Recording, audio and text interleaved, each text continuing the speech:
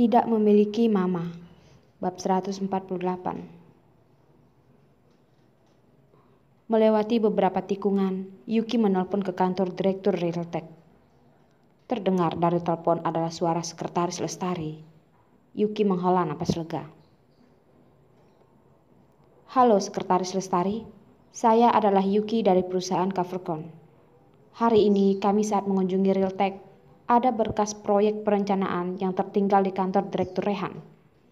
Boleh minta tolong untuk simpan berkasnya tempat lobi lantai 1. Nanti saya akan ke sana untuk mengambilnya. Sekretaris agak sedikit terkejut, tapi dia tetap menerima permintaannya. Baik, saya akan cari berkasnya dan taruh di lobi.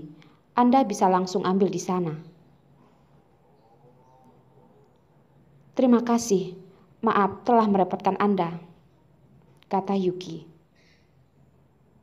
Tidak masalah, bukan masalah besar.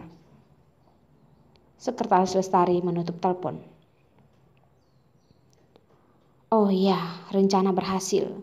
Dia bisa langsung menuju lobi lantai untuk mengambil berkas itu. Jadi tidak perlu bertemu Rehan lagi. Yuki masih tersenyum bahagia. Telepon di mejanya tiba-tiba berbunyi. Halo? Yuki yang sedang bahagia langsung mengangkat telepon. Suara Sekretaris Lestari langsung masuk ke telinganya. Maaf Nona Yuki, Direktur Rehan meminta Anda secara pribadi ambil langsung di kantornya. Yuki terdiam kebingungan. Dia dengan langsung gugup menjawab. Anda tadi bilang Direktur Rehan meminta saya untuk ambil di kantornya? Iya. Direktur bilang masih ada beberapa pertanyaan yang ingin dibahas secara detail dengan Anda. Jawab sekretaris itu. Bahas detail? Bahas apaan? Yuki emosi, rasanya ingin memaki orang. Apa maksud Rehan? Bukannya semuanya sudah jelas? Dia menaruh telepon. Yuki kesal, geram sambil mengacak rambutnya. Bagaimana ini? Bagaimana caranya untuk pergi ke kantornya? Dia berpikir segala cara, tapi tetap saja tidak menemukan caranya. Tunda sampai waktunya pulang kerja. Berkasnya harus hari ini diperbaiki. Pertemuan besok pagi mau digunakan. Yuki terpaksa dengan langkah kaki yang berat menuju kantor Rehan. Dia berharap semoga Rehan sudah pulang kerja. Semoga Tuhan memberkati. Sesampai di kantor pintu, kebetulan bertemu dengan Sekretaris Lestari. Yuki dengan ragu bertanya, Sekretaris Lestari, apakah Direktur Rehan sudah pulang kerja? Sekretaris kebingungan melihat Yuki. Direktur Rehan bilang ada yang mau dibahas dengan Anda. Bagaimana mungkin dia sudah pulang kerja? Melihat wajah Yuki putih pucat, mengira jika dia tegang. Sekretaris Lestari tersenyum dan menenangkannya. Nona Yuki, tidak perlu khawatir. Suasana hati direktur sedang sangat bagus. Gampang diajak berbicara. Suasana hati Direktur Rehan sedang bagus, tapi dia sendiri suasana hatinya tidak bagus. Yuki hanya bisa menghela napas di dalam hati. Lalu dia mengetuk pintu. Dari dalam terdengar suara Rehan. Masuk. Pintu terbuka. Yuki berdiri di depan pintu. Dia merasa kakinya sangat berat. Ngapain diam saja? Masih mau ambil berkasnya enggak? Rehan yang duduk di belakang meja awalnya tersenyum karena kelakuan Yuki yang jadi dingin. Yuki tidak masuk ke dalam. Dia berdiri di luar. Dia menahan pintu agar tidak tertutup. Direktur Rehan, berkas proyek perencanaan ada di mana? Maaf, repotin, boleh berikan kepadaku sekarang?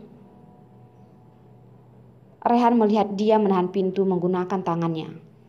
Dengan tatapan yang geli melihat matanya, dia berkata, "Di Realtek, kamu adalah orang pertama yang berani memerintahku." Yuki dalam hati menangis sedih. "Masuk, kalau masih berdiri di depan pintu, akan kubakar." Rehan memegang berkas proyek perencanaan milik Yuki dan tangan yang satu memegang korek api, seolah-olah akan membakar berkas itu. "Jangan!" Yuki kepanikan. Orang seperti Rehan apapun berani dia lakukan. Yuki panik lalu berlari ke arah Rehan. Pintu yang di belakangnya tidak bersuara akhirnya tertutup. "Direktur Rehan, kembalikan berkasnya." Yuki memelas memohon. Rehan dengan memanyunkan bibirnya tersenyum, lalu berkata, "Balikin ke kamu, apa untungnya?" Dia mulai lagi. Yuki ingin menggigit dia sekuat-kuatnya. Kenapa setiap kali bertemu Rehan, tidak melakukan apapun? Sungguh tidak bisa menggunakan cara orang biasa untuk berhubungan dengannya. Rehan yang bercanda melihat wajah Yuki yang memerah, membuat hatinya kembali baik. Bertemu dengannya, mengerjainya, ada rasa kesenangan tersendiri untuk Rehan. "Yuki, kamu hanya punya waktu 10 detik untuk menjawab pertanyaanku." Rehan akan menyalakan korek api. 1, 2, 3. Rehan mulai menghitung. Yuki panik berkata, "Tunggu, tunggu. Keuntungan apa yang kau inginkan?" Rehan dengan sengaja melempar berkas itu ke atas meja. Wajahnya yang tampan tapi membawa hawa jahat tersenyum kepada Yuki. "Malam ini temani aku makan." Jangan pernah harap. Hati Yuki marah emosi, tapi tidak berani marahnya itu keluar. Hari ini aku harus lembur. Bukannya tadi bilang hari Sabtu?" "Sampai nanti, baru makan juga nggak telat." Mendengar Yuki membahas kencan hari Sabtu, Rehan semakin bahagia. Senyumnya semakin bahagia, matanya seperti ada api kecil membara. "Hari ini nurut banget ya, masih ingat kencan hari Sabtu nanti." Nada bicaranya itu begitu mesra, seolah-olah antara mereka tidak terpisahkan oleh 5 tahun yang lalu. Semuanya seperti kembali lagi ke awal pertemuan. Tapi ini bukan ini yang ingin dilihat oleh Yuki. Sekarang dia menyadari pilihannya untuk pulang ke negara sendiri, pulang ke kota C, mungkin adalah pilihan yang benar-benar salah. Melihat Yuki yang termenung tak bersuara, Rehan mengaitkan jarinya ke jari-jari Yuki. "Ayo, kemari." Yuki langsung waspada. Kau mau ngapain?" Rehan mengerutkan alisnya dengan rasa tidak sabar. "Yuki, kamu bisa nggak? Jangan seperti landak. Nggak ngapa-ngapain langsung mendirikan duri di seluruh tubuhmu. 5 tahun nggak ketemu, mengingatkan kembali masa lalu. Apa itu tidak boleh?" Yuki sedikit tenang, lalu dia berkata, "Mengingat apa? Kamu ingatlah, aku akan mendengar." Kata-katanya itu membuat Rehan terhibur. Rehan tersenyum saat dia akan berbicara. Ponselnya di meja tiba-tiba berdering. Rehan melihat layar ponselnya, segera langsung mengangkatnya. "Halo Ken." "Ya, Papa masih kerja." "Baik, setelah pulang kerja Papa akan belikan. Papa juga kangen kamu." "Pintar, dengar kata Bibi Dewi ya." Cium bentar. Bye-bye. Ken, di benak Yuki langsung muncul wajah anak kecil yang cantik dan kalem itu. Hatinya menjadi hangat. Tapi dipikir aneh juga ya. Selama 5 tahun di luar negeri, dia sering mimpi bertemu Ken.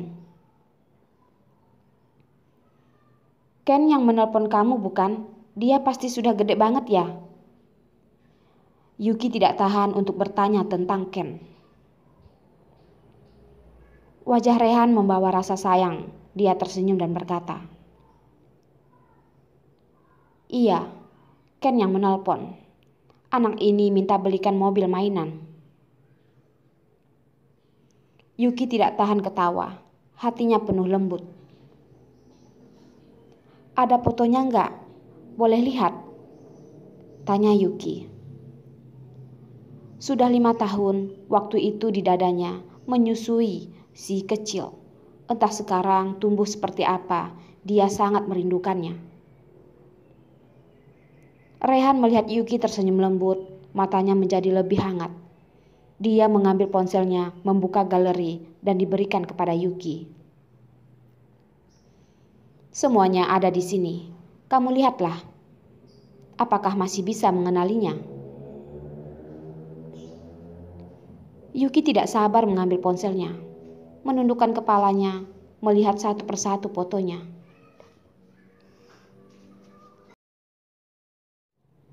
Bayi yang sangat imut, sepasang mata besar anggur hitam, umumnya jernih. Mulut merah muda membuat orang benar-benar ingin mencium wajahnya itu. Senyumnya ada sepasang lesung pipit kecil. Tanpa sadar Yuki tersenyum, menunjuk lesung pipit yang ada pada foto Ken. Menghadap ke arah Rehan, dia pun berkata, "Kamu lihat, kedua lesung pipinya benar-benar mirip sekali dengan kamu."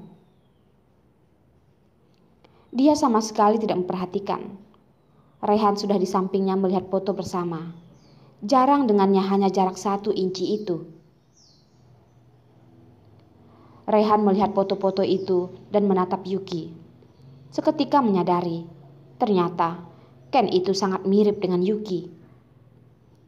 Dahi, bentuk mata, garis-garis lunak antara pangkal hidung dan rahang, semuanya mirip.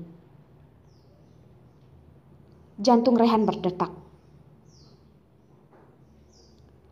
"Rehan, jangan-jangan waktumu sedikit untuk menemani Ken. Kenapa Ken jarang tersenyum?" Yuki sedikit kasihan bertanya kepada Rehan. Ken baru berumur 5 tahun, tapi wajahnya selalu terlihat murung. Rehan awalnya tidak merasa begitu, tetapi begitu Yuki berkata seperti itu, dia merasa sedikit bersalah. "Aku terlalu sibuk.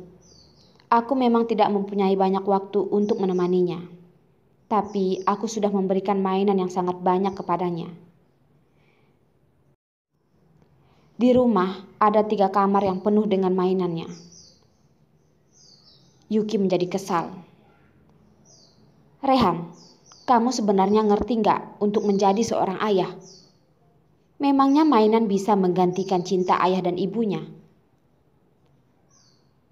Rehan juga sedikit lesu, lalu berkata, "Cinta ayah aku bisa memberinya semaksimal mungkin. Tapi Ken tidak mempunyai ibu.